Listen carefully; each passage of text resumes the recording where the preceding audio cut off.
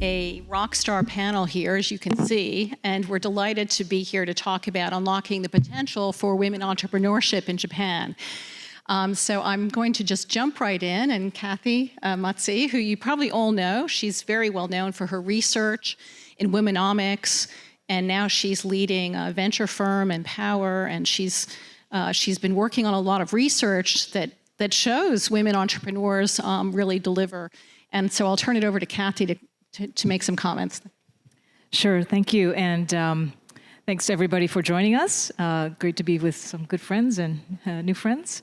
So as Joyce mentioned, some of you may know, but I wrote my first womenomics research report when I was at Goldman Sachs almost 25 years ago. So almost a quarter of a century ago was the beginning of a very long journey.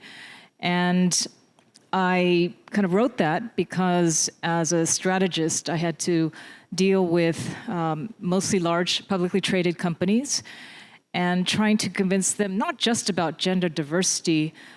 Before that, I did a lot of research around corporate governance. And some of you all look so young, so probably not even born when I was working, but in the 90s, it was very unusual, for example, to see blue chip companies in this country with outside board directors. That was unheard of. Look at today, though, right? Or investors voting in shareholders' meetings. Can you believe that? They didn't really, sort of had voting guidelines and invest in a disciplined manner. So things have really changed, I think, for the better. But having dealt with a lot of large companies in the diversity space, I felt like it was really hard to change, we say in English, hard to teach old dogs new tricks. So hard to change a large established company's mindset about the value of diversity.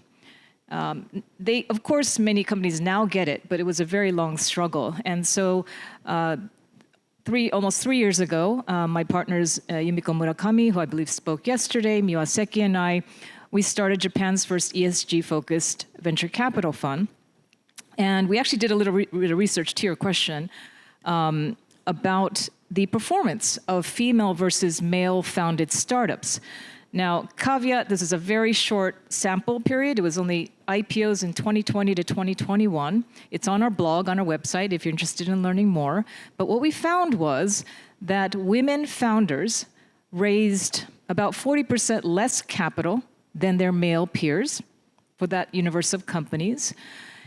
But on IPO, believe it or not, the average size, market cap of the companies that were female founded was actually about, if I get this right, almost 20% higher, I think maybe even more, larger market cap than their male founded peer IPOs.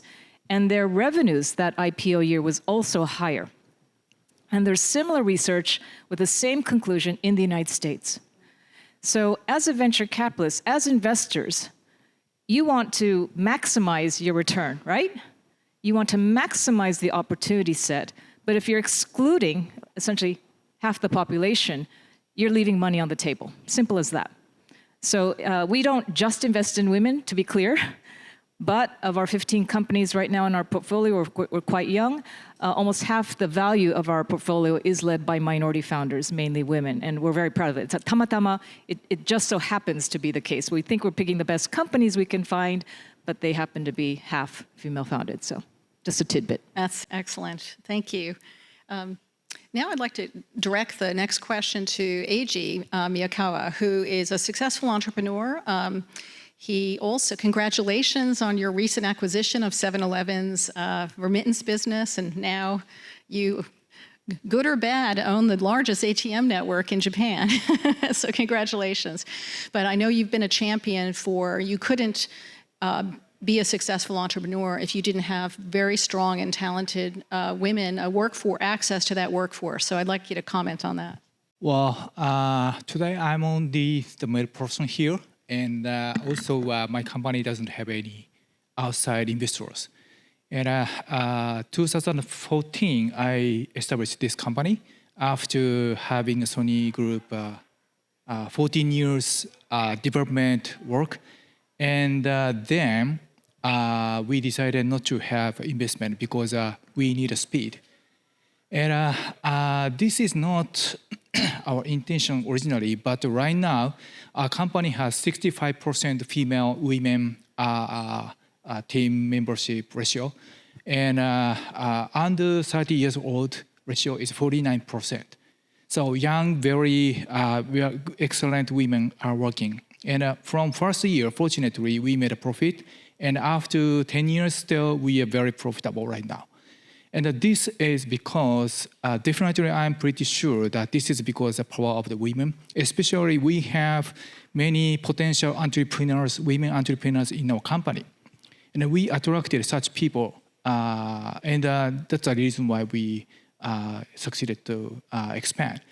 And because for company, so I quit Sony, and still I had a license for lawyer. But if I go to investors or something banks, so then who you are? So who are you? So that's always questions. So without big company name, so I'm nothing. But there are such people like having very strong motivation to work for a meaningful life. That's a women. And in Japan, 57%, I think 57.1 or 2% of people among all women population go to universities. But I think only under 1%, maybe 0.9% or something like that, CEOs on Tokyo stock market listed companies have female CEOs. And for new investment in Japan, only 2% is allocated to women. I think women CEO company. So means Japan has tremendous, excellent resources in the human talents of women, but not so many people are working in the society. If I go to Sweden or Norway, it will be very difficult to find excellent women, because they are already working for governments or excellent companies. But fortunately, a traditional Japanese company, conservative companies, do not hire. So that's very lucky. So in my opinion, Japan is the best place to start a new company, new business for women, because women entrepreneurs will attract such people. And you can get very excellent people here. It is not happening in Europe or US or any other places. So that's and they're cheaper. Opinion. Yes, cheaper. Yeah, but and also important thing is young generation people are looking for not like typical entrepreneurs. And typical entrepreneurs, I mean, sleeping on the floor of the office and working for 18 hours, 20 hours per day, 365 days. That's a traditional image. But recent young, excellent women are looking for professional, meaningful works plus life, personal life. That's both they are trying to achieve. So if you create such a very flexible working situation and environment, so that company can attract very excellent young people. And actually, we have many women officers, and today we have one officer here. She is right now 28 years old, and she became chief marketing officer when she was, I think, 25 years old, I think, and like that. So then to attract people from women industry, women world in Japan is, I think, the best way if I take a look at all over the world situation. So that's my feeling. So probably that's my experience, and probably I can put some interesting stuff today. Excellent. Thank you. That's great to hear. Now we have a woman who's risen to the top of a male-dominated world. Yuko Seimei is the CEO of Monex. Very impressive, and I'd love you to share part of your journey and what paved the way to make that happen. Okay, thank you very much. First of all, I'm honored to be here. So it's the first time to attend the English panel. So very nervous, but it's a very big challenge for me. But it's one of the diversity. So let me. And first of all, so my name is Yuko Seimei. Thank you very much for having me today. And Monex Group is a financial institutions. So we started a business, Japanese online brokerage, and then we expanded our business globally. And then we acquired CoinCheck, a crypto exchange company. And then, yes, we joined Monex in 2009, just after financial crisis. And then I joined M&A company, very tiny subsidiary of Monex Group at age of 31. And then 2 years later, I was appointed to be a president of that tiny company. So at that time, I thought, what a crazy company Monex is, because I was 33 years old, and then women. So it's very rare. There are women, M&A advisory top executives. It was rare, so I was surprised, but so I took up these opportunities. And then after that, I have been endowed with people, and always people around me supported me. And then I've been given lots of opportunities, and always I took up the opportunities. And right now I found myself a CEO of the Monex Group. So our company was founded by Oki Matsumoto. He is, I think he is famous in the financial space. So he is very open-minded, and then he is a very diversity-oriented person. So, he created a company with the culture of equity. So for us, the diversity is one of our strengths. So that's why I'm not sure, but he selected me, and then I'm struggling with that, how to improve our corporate value. And then for us, diversity is quite important. So I'd like to endorse not only the women, but also the young generations. Recently, I think so women empowerment is quite important in Japan, but more importantly, young generation change would be a key for Japan. So we have a very talented young generations, and the young generations are diversity oriented, and then they are quite efficient in their works. So we can change, and we can improve productivity for Japan. So it's I believe it's a key. Excellent. Your English is perfect. So well done, and what a fantastic role model you are. So that's congratulations. And speaking of the young generation and talented, I'd like to now ask Rei Murakami, who's recently been appointed to be the president of her family office, a big venture fund, and maybe your perspective on how you're looking at investments. And I know you're also a champion for equity in politics, and you're out there speaking about that gap and how we might have some better systems if we had more balance. So over to you, Rei. Thank you very much. Thank you so much for having me.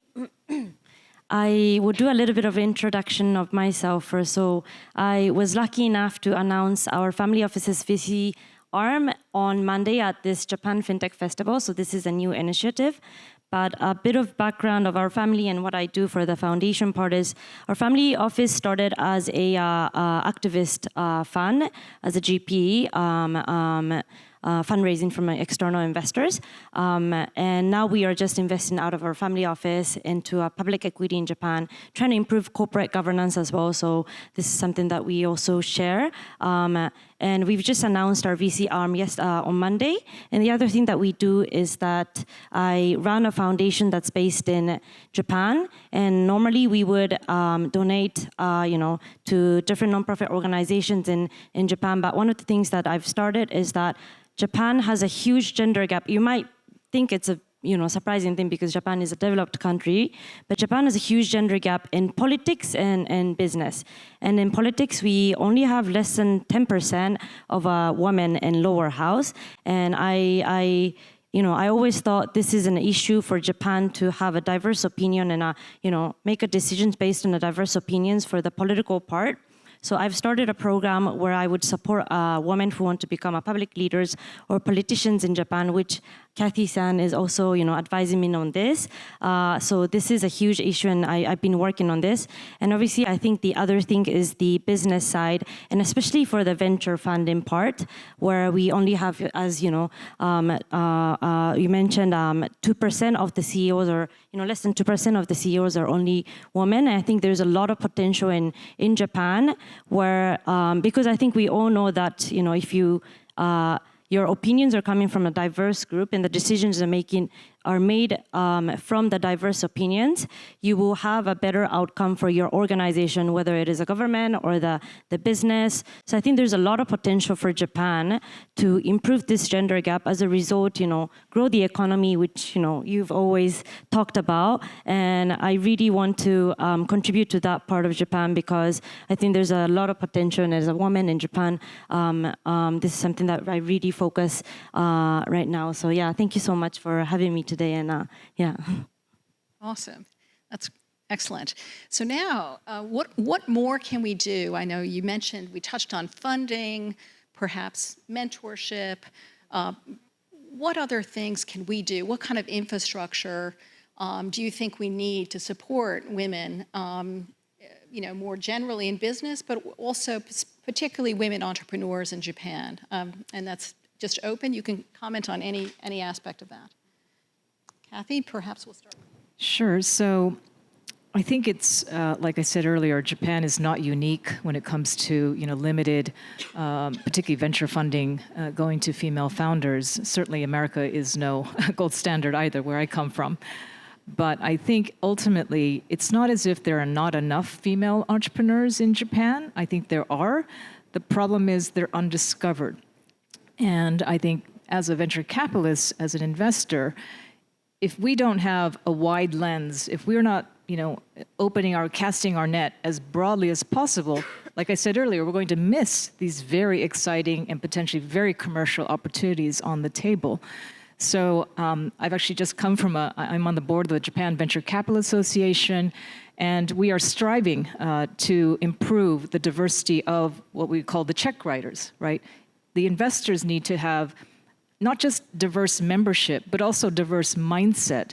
So when you're thinking about where are you going to put your risk capital, whether it's your own money or LP's money, you need to understand that there's a lot of opportunity out there. What is it? Over 65% of commercial or consumer decisions in the world are made by women, right?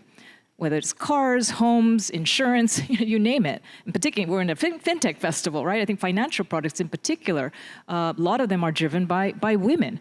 But if you don't have that perspective on our side, on the investor side, I think you're going to be missing out. So I, for one, am trying to do what I can at MPower Partners. We're also trying to do things like, simple things like event policies. A lot of you go to startup events. I don't know if you've been to startup events in Japan, but if you have, I know Yuko-san, we have gone to these startup events. It's like, where's Wally? Where's the women? Kind of thing. So, it starts from there, and having an event policy where we're not accepting speaking invites unless at least 20%, and you may think this is low, it is low, 20% of the speakers are diverse speakers, right? Women, foreigners, LGBTQ, persons with disabilities. If you don't start somewhere, I don't want my children or my grandchildren to face this landscape, which is so homogenous, right? And Japan cannot afford that because it's running out of people, or the population's aging so rapidly. So just wanted to comment from an investor's perspective. I think there's a lot we can do on our side to improve our diversity of thought, of cognitive diversity, to really tap into that untapped potential. Great response. Others? Comments? So from a business operator, owner point of view, environment is very good. So if you start startup in Japan, you can get very good resources. But it's true that undiscovered, very talented people, women, in Japan, so many. And so next issue is what kind of business and what kind of area. It's very important. And I did 5 companies after I quit Sony, and I failed 2, and 2 successful and 1 even. So then I failed a lot. So then under my experience, B2B business area is not yet ready for a women industry. So then I think women has very good capability to attract end users by very good design, branding, and also user-friendly business model. So that is attract people, and such company can get the power of users. And once you get the power from users, maybe assuming that you have 1 million users, so then investors, banks, government will listen to you. So that's a way I did. And also I was helped by women team to provide design and user experience a lot. Which I cannot. So then my opinion is find mentor or advisor who has real experience to make a success or a fail in the Japan market, and then you can find a very good business. And once you start the business, women start business, I'm pretty sure that easily you can find resources. That's my opinion. So then resources, I think Japan is a very good place, but the business model need to think about it very carefully because society is moving slowly. So that's my one comment. Yes, I attend some startup events in Japan, and then yes, we don't see many women.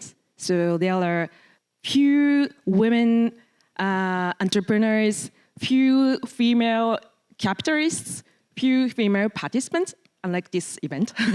So, but is it a pipeline issue that is talked about often, or some accessibility barriers are there, or are more women aspiring, more Japanese women aspiring to start their own business, but they have difficulties or some disadvantages because of the being women. So I'm not an entrepreneur nor capitalist.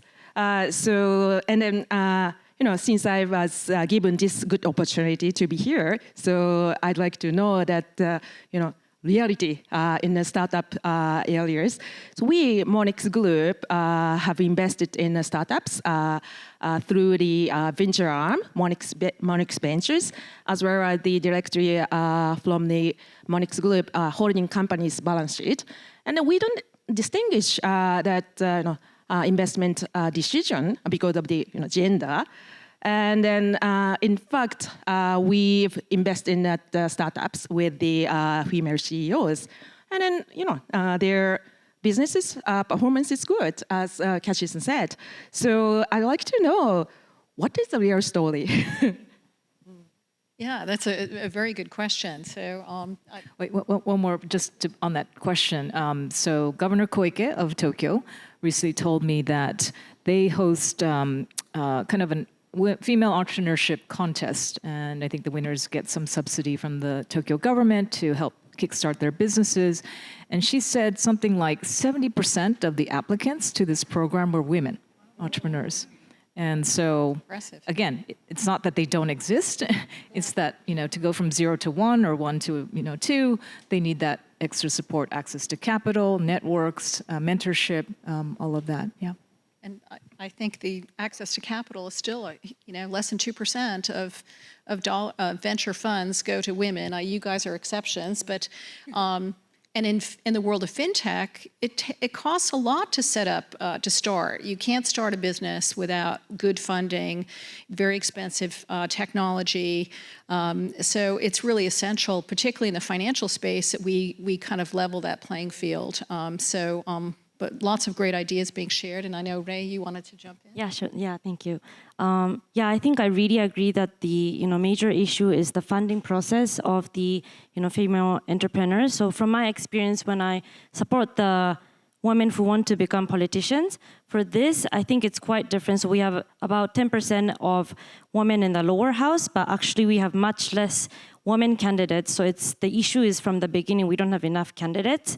But for, I think, the startups, we only have 2% of women CEOs for the top 50 startups. So at the same time, we have more than 30% women entrepreneurs. So I think it's really the process of getting funding and growing their startups. And this is my just hypothesis, but I think one of the issues is definitely from the investor side, where they have some kind of gender bias. Whether even if you think you're very progressive and very supportive of women, you might have a conscious bias that you are not aware of.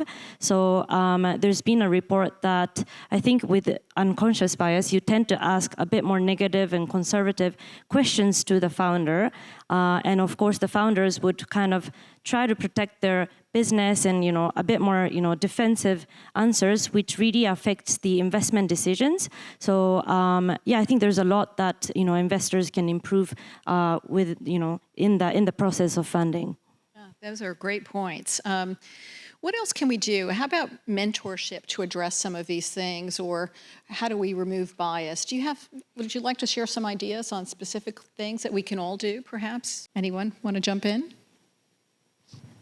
Yeah. I think everybody needs a mentor or mentors, ideally, and it's not just women, but I think every entrepreneur, it's a very lonely life, right? Very lonely and hard life. And my partners and I were in very young stage of our firm, but what we've noticed is the kind of mainstream startup founder community is very tight. They went to school with one another, the same sakuru or whatever, but they're all somehow connected in some way. And that's terrific when you think, I need a CFO. Oh, you used to work at Goldman. You don't even have a buddy. It's just this very natural, organic leverage of those relationships where I think this goes for women even outside the startup world, that we're just not as good naturally at forging these horizontal connecting points. I found that when I was at Goldman too. So I think kind of helping them, whether it's through institutionalized, formal, kind of organizational, mentorship programs, or something that's a little bit more informal, we could all use help. And so whatever people can do, I think you have an amazing track record and experience for you to be a mentor for potentially some female entrepreneurs. And I think that rich experience of being an operator, I think is extremely valuable and much needed. So yeah, of course, no reason not to want to advocate for more mentorship. Yeah. Well, financial industry is a little bit conservative, and people are doing golf games and sometimes going to the ocean together or something like that, hunting. So that's very pure male society. But that's the reason why I believe that we cannot see so many female, entrepreneurs here in the audience. But as a result, mostly financial services, I'm sorry to say, a little bit boring. User interface, website, boring. So, but, the reason why we did a very good success business results and also got the support from users is women design team created very user-friendly and created empathy from the users. And then we got not customers, we got fans of our service. That's a key. So that's the reason why I told that for B2B business, you need to go to golf games, drinking together. It's not necessary to do. So I do playing golf, and I'm sorry. I'm sorry. I love alcohol. That's an exception. So if you're good for that, so you're a superstar. So you can do everything for gentlemen and ladies. Yeah, but yes, of course, it's very difficult to find a sponsor, supporter. So yes, actually, in my case, I could not afford to worry about gender. So I had a lot of things to accomplish beyond gender. So in a business is very severe. So we have to make money, and then we have to return to the investors. So in this business area, especially in the financial institutions, so we don't need to be careful about the gender or age. So yeah, very difficult to find very good sponsorship or yeah. Yeah, definitely. I think mentorship as well as I think network is something that for women to challenge and also keep challenging. It's very important. And for the program that I run for the foundation, we do our educational program as well as some grants. But over time, we found that what was really most effective for this program was the network, where women can share, their difficulties and how to, because I think still women face different difficulties compared to men with, your own housework, or these are the difficulties that women face more compared to men. I think having network to really share that and get an input to solve these issues, I think it's really valuable for women to keep challenging. And I think it's the same for entrepreneurship as well as running for the election. It's very mentally and physically demanding job. So I think that's definitely something that we need. And the other thing is that for the network, you would think there's quite a few women networks in Japan or in different countries, but I think it's good to have more and more, because I think each network is quite different in their culture. It might have different aspects in it, so I think the network should also be diverse. So I would love to support and promote more and more women networks coming out for entrepreneurship and different sectors in Japan. Yeah. So speaking of networks. For any of you who are in the venture capital industry here, there is an organization called Tokyo Women in VC, and it's a volunteer organization, and they are growing actually pretty rapidly, which is fantastic to see. And it's exactly that, because what is the venture capital world? It's about deal flow. It's about sourcing. It's about co-investing. And what do you hear? The juicy deals, or this company's going to start fundraising. You need that information flow, right? So that's one potential source. But the other thing I was thinking of, I went to a conference in San Francisco, organized by an organization in the United States called AllRaise, ALLRaise.org. And AllRaise was founded by just, you name it, Eileen Lee, Kirsten Green, the who's who of U.S. super rock star female venture capitalists. And they started this not only to create a network amongst themselves and to help raise the next generation of venture capitalists, women, but they also started a network for female founders. And then they started this mentorship of the capitalists and the operators or the founders. So I wish, hopefully someday, before I retire for good, that in Japan we can create something, or maybe even a subset of this sort of organization, because, yeah, there's a lot of women's organizations, but something specific to female founders. I think this could be a really terrific opportunity. I know Tokyo government's doing things. There's all these little kind of cells operating in parallel, but we should just combine some of them and work together, not recreate the wheel from scratch each time. I'm glad you mentioned that. I've been a benefactor of the network through AllRaise as well with my startup. So they're a fantastic organization. It'd be great to replicate that. That's a great idea. We have a bit more time. I'd like to kind of, since we have just a talented group of people up here, maybe just comment on one or two things that you think contributed to your personal success, or what drives you to do what you're doing. Anything that you'd like to share in your journey that we could learn from, but maybe lessons in leadership. That would be fantastic. Okay, so I was working for Sony for 15 years, and my daughter was, I think, just before going into elementary school, and I didn't tell that I will leave Sony and create a new company until my daughter got acceptance from the school to my wife. And then I told that I will be an entrepreneur. So then my wife said that, oh, you have to get a job offer from big company. Otherwise, my daughter will have trouble for next 12 years. So I was blocked by my wife. But that is a pretty difficult moment. And entrepreneurs need to prepare for such a situation. So I think personal mentorship and information, how to survive such a family environment is pretty important, because many entrepreneurs will sometimes destroy entirely personal life, and then that's mental disorder inside family situation will affect to the services. So that's a pretty important moment. So that's number one. And then the secondary, what I did to survive is that I said that I do not care about work-life balance, but I do work and life concurrently. So that's my promise. So then whenever I go to, I'm a very crazy alpine ski fan. So today I'm very tempted to go to snow mountain. So, but anyways, I cannot. But when I go into the mountain, during transportation to the mountain peaks or small breaks, so I'm working actually. But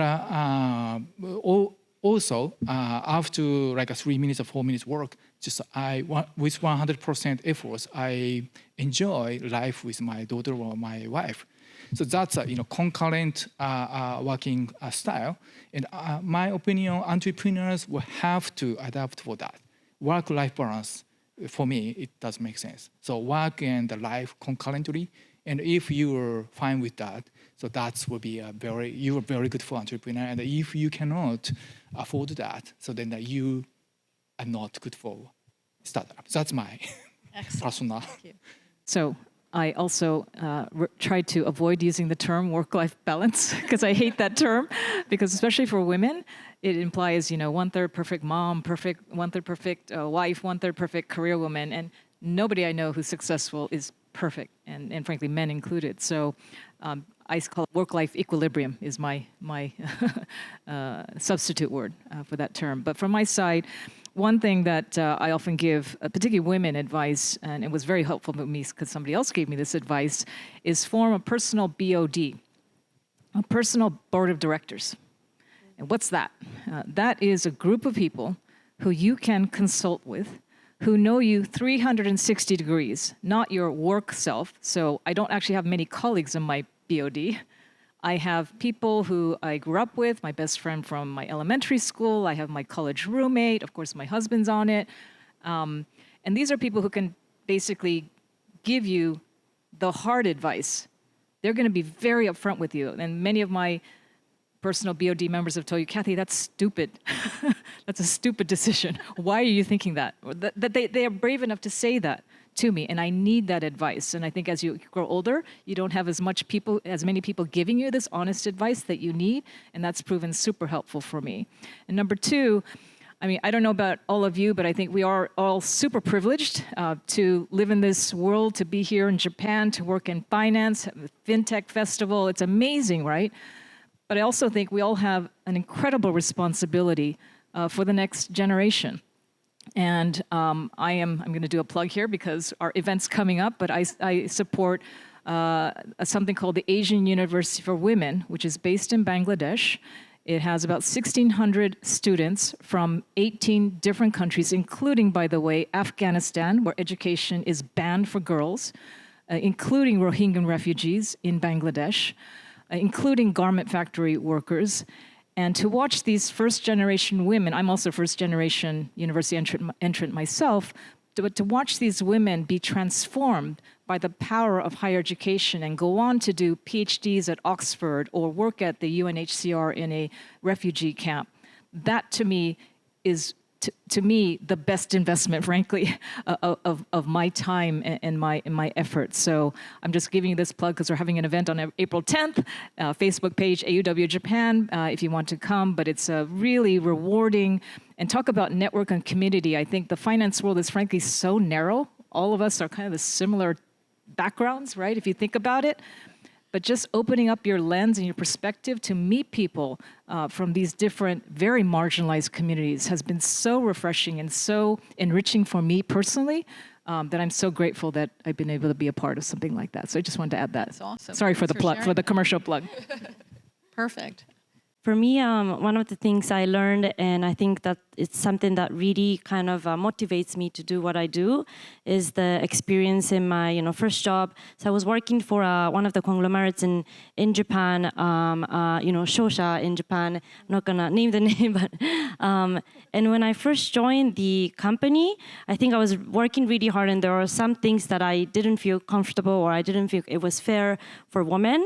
But I really focused on kind of moving my career up within the company. And I think if you're just trying to, move up your career, you can't complain about gender gap, or you can't complain about, oh, this is unfair. So I really just focused on my career and didn't speak up to the company. And I think after leaving the company, because at some point I was planning to leave the company, and I really regret not really speaking up in the corporate, because I think there are there are more women coming into the company after me. And if I did speak up because I was going to leave the company, I think the environment would have changed. So that regret and kind of, that kind of unfairness that I felt in my first career, it always kind of motivates me to do what I do for the foundation and to, try to become a role model for women. So I think that it really gives an energy. So that's something that I learned, and it's still something that really gives me energy, yeah. Okay, so in my personal development, I think 3 things contribute to my development. And the first one is no matter how super talented you are, you can never do everything by your own. So nobody is perfect. So you can rely on some other people, and you can leverage other people. So and then you can find a sponsor. So and then that one. And second one is be grateful for the opportunities. If you look at around you, so there are many opportunities, tiny opportunities, and then big opportunities. So you can take up those opportunities, and then get somebody involved in that area. So you can create, you can build up your team, and then so that's the key. And then last one is I think it's very important to be always smiling and to being humble. So if so, so somebody finds you, and then somebody help you, and then yes, you can do a big, you can create a new future with those people. So you can trust other people, and then you can find, team members. That's Fantastic. So what a great panel. I hope you enjoyed that, and I'm sure if they have time, they'd love to meet you. So let's give a big hand to this great group.